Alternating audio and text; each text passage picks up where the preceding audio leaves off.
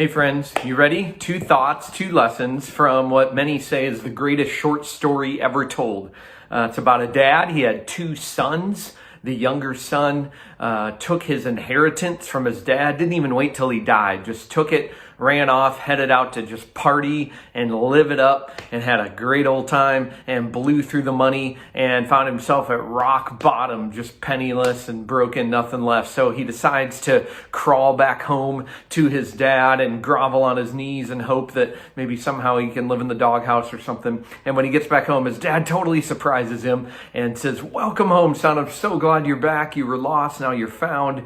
Throws the family robe and ring on him and throws a big old party in his honor. First lesson from the younger son: your past doesn't define you. And I can't change my past, but I can start right now where I'm at and change my future. So can you. So don't try to erase your past, because let's be honest, you can't. But don't let it define you either. I know easier said than done, right? Well, here's a few ways. One, discover who you are now. Who are you today? You know I'm a big fan of discover how you're wired up. Take all the assessments, spend time reflecting on it, figure out your strengths, your gifts. Second, get some help. Don't do this alone. Huge fan of getting therapy, counseling, close friends, life groups, Bible studies. Be real and vulnerable so people can help you. And third, honestly, get some grace.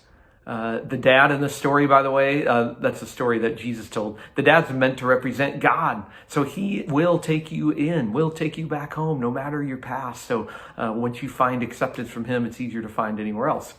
Second thought, Jesus finishes the story, by the way. The older son, when he hears dad's throwing a party for younger son, who was a huge rebel, he's ticked off. He doesn't want anything to do with it. Dad says, "Come into the party." He says, "No way. I don't want anything to do with it. I can't believe you're treating him that way."